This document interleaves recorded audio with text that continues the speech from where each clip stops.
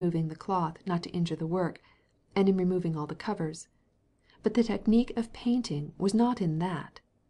If in the same way to a little child, or to his cook, were revealed what he saw, then the cook or the child would not hesitate to express what they saw.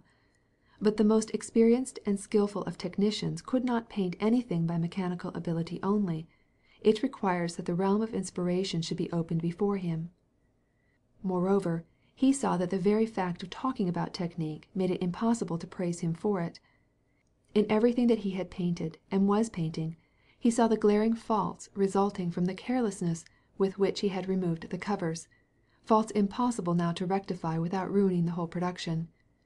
And in almost all the figures and faces he saw the remains of veils that had not been perfectly removed, and spoiled the painting. "The only criticism that I should dare to make, if you will allow me," said Golenishtchev. "Oh, I should be very glad, beg you to favor me," replied Michailoff, pretending to smile, "is that you have painted a man made God, and not God made man.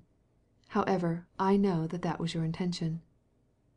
"I cannot paint any Christ that is not in my heart," replied Michailoff gloomily.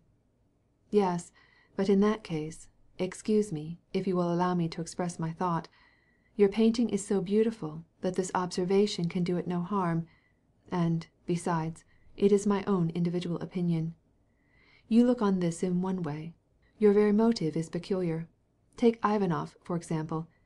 I imagine that if the Christ is to be reduced to the proportions of a historical figure, then it would be better for him to choose a new historical theme, one less hackneyed." "But suppose this theme is the grandest of all for art?" "By searching, others may be found, just as grand. But the fact is, art, in my estimation, cannot suffer discussion. Now this question is raised in the minds of believers or non-believers by Ivanov's painting. Is that God or not God? And thus the unity of the impression is destroyed." "Why so?